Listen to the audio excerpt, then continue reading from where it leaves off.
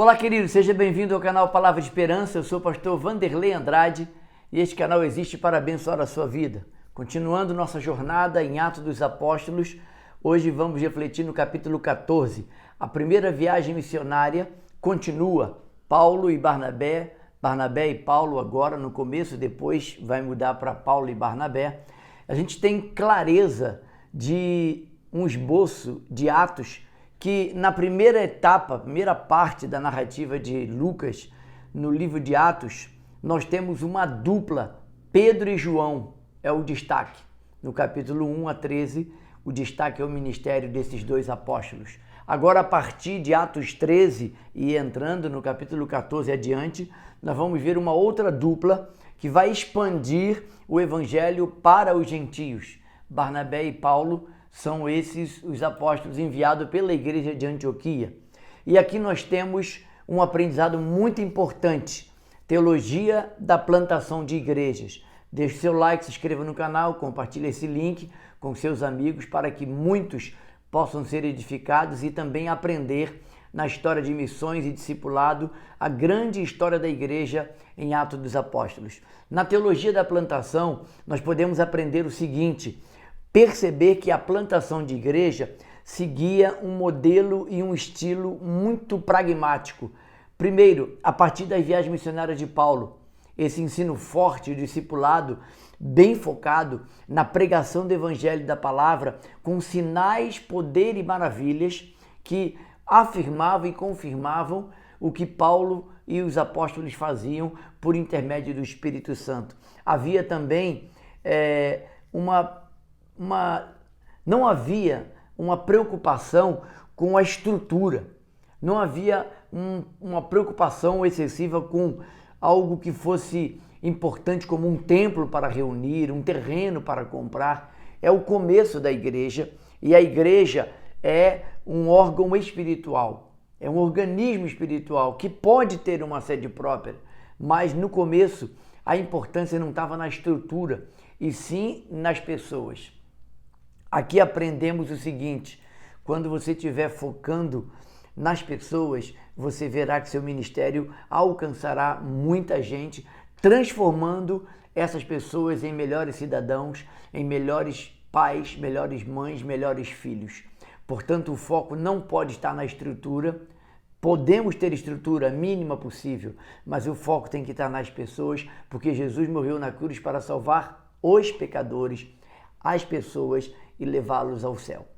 Paulo prestava relatório à igreja de Antioquia. Essa é uma outra questão que nós podemos ver na teologia da plantação de igrejas. Apóstolo Paulo voltava à igreja de Antioquia, que era a igreja enviadora, e assim prestava relatórios. Não só a igreja de Antioquia, mas também como uma ética muito bonita. Paulo plantava as igrejas novas, mas ele se submetia às decisões e orientações da igreja em Jerusalém. Paulo não fez as coisas ao seu modo, ao seu prazer. Aqui está algo muito importante. O missionário precisa ser enviado por uma igreja e a ela prestar contas. Não faça missões a seu modo, a seu jeito, na sua individualidade. O modelo bíblico não é esse. Por que Paulo e Barnabé, no capítulo 14, nós vamos ver que eles vão para a cidade de Icônio? E aqui tem algo interessante. Essa cidade era uma província importante da Galácia, para quem Paulo escreveu a carta aos Gálatas, que percorreu todas as igrejas da Galácia, inclusive essas igrejas que ele vai plantar. E Icônio era uma cidade de cadeias montanhosas, a estrada para lá era uma estrada perigosa. Mas Icônio foi escolhida por Paulo e por Barnabé por ser um centro comercial muito importante. E isso explica a decisão de Paulo e Barnabé de irem para Icônio.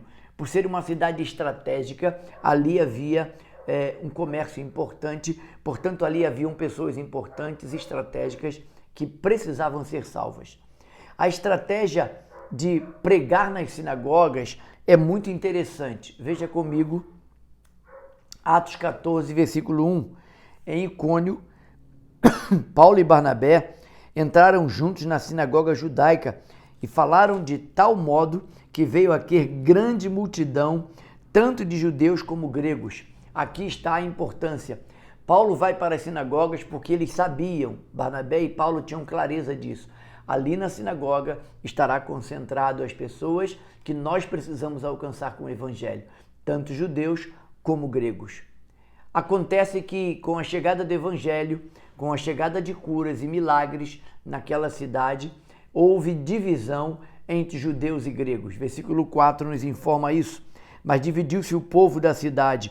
Uns eram pelos judeus e outros pelos apóstolos. Os gregos e os judeus se dividiram. Paulo então precisa fugir para Listra.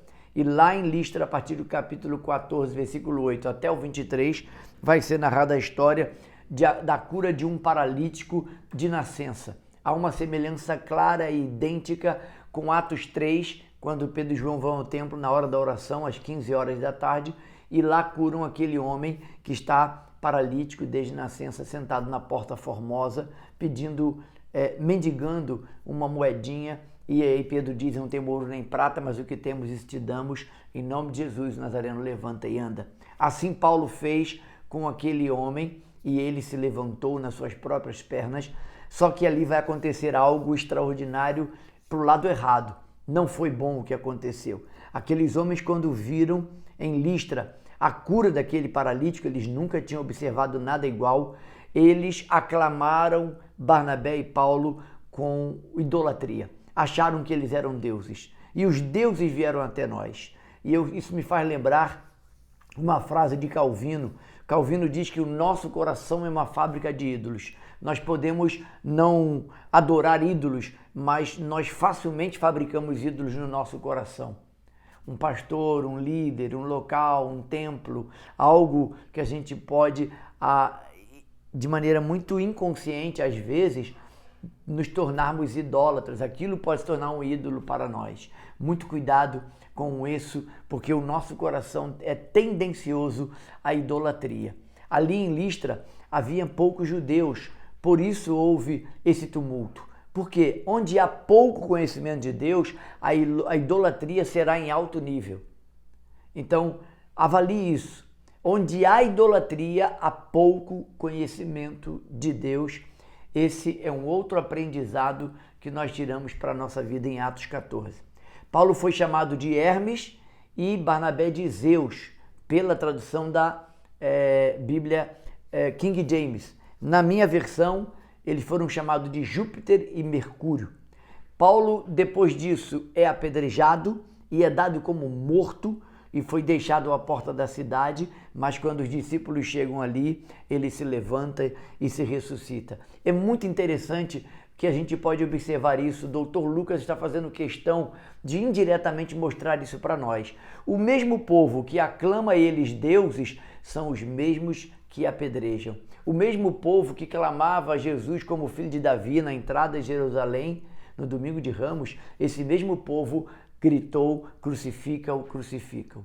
Portanto, baixa expectativa nas pessoas, alta expectativa em Deus sempre. Esse é um outro aprendizado que nós podemos tirar para nós.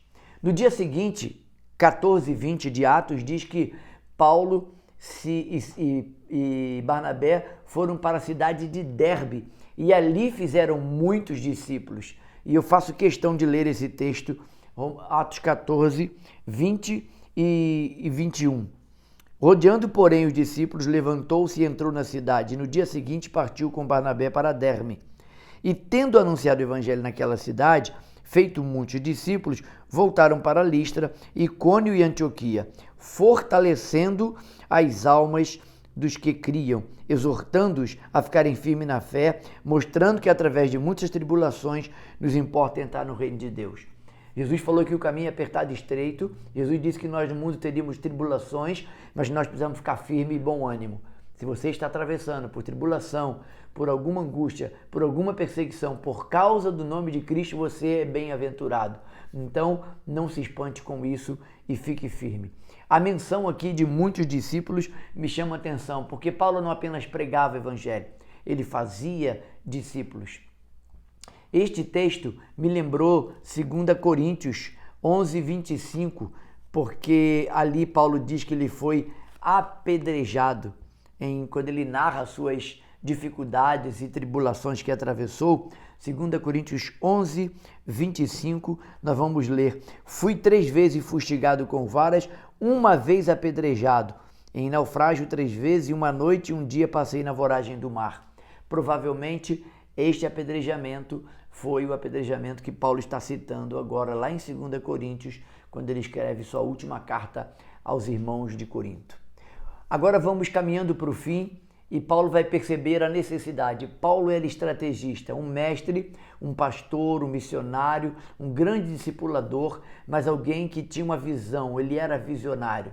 E ele entendeu que precisavam eleger presbíteros para cada uma dessas cidades por onde eles passaram. E aqui a narrativa de Atos 14, 23, vai nos mostrar que, voltando para Atos 14, versículo 23, e provendo-lhes em cada igreja a eleição de presbíteros, depois de orar com jejuns e encomendarem ao Senhor em que haviam crido. Então eles elegeram presbíteros para aquela cidade. Nessa narrativa de presbíteros, nós podemos ver aqui que Dr. Lucas faz questão de usar um verbo que vai mostrar que o verbo aponta para uma eleição através do voto. O verbo usado por Lucas indica que essa ação foi feita de maneira democrática. As pessoas aprovavam aquelas pessoas indicadas e votavam naquelas pessoas que eram pessoas capazes, presbíteros que foram levantados para trabalharem a liderança, o governo daquela igreja local. Portanto, presbíteros são cargos importantes, são pessoas que devem ser bem qualificadas e bem escolhidas. E aquele povo escolheu através do voto. E agora, encerrando o capítulo, nós vamos para 14, 24 de Atos até 28, quando eles chegam a Antioquia e vão apresentar um relatório completo das suas experiências nessa primeira viagem missionária. Capítulo 14 encerra a primeira viagem missionária e nós vamos ver que aqui há prestação de contas. Mais uma vez, eu quero enfatizar isso. O missionário precisa prestar contas do seu trabalho, a sua igreja, a sua liderança, e assim Deus será honrado e glorificado. Não trabalhe sozinho, não trabalhe isolado, fique firme, Deus abençoe você, tenha sempre esperança. Deixe seu like, comente algo que você aprendeu ou percebeu nesse capítulo 14. Se inscreva no canal se você não é inscrito. Ative o sininho para receber todas as notificações. Ao ativar o sininho, vai em todas, porque qualquer vídeo que suba aqui no canal, você receberá a notificação. E não esqueça de compartilhar esse link desse vídeo com muitos amigos. Deixe o seu like, é muito importante que você deixe seu like para que esse vídeo possa ser entregue para mais pessoas e outros sejam edificados e encorajados, assim como você foi. Eu sou o pastor Vanderlei Andrade, este é o canal Palavras de Esperança e ele existe para abençoar a sua vida. No próximo episódio, nós vamos estudar o capítulo 15, quando Paulo vai a Jerusalém. O Concílio de Jerusalém é um capítulo estratégico em Atos dos Apóstolos. Vamos aprender muito ali também. Um forte abraço, Deus te abençoe, tenha sempre esperança.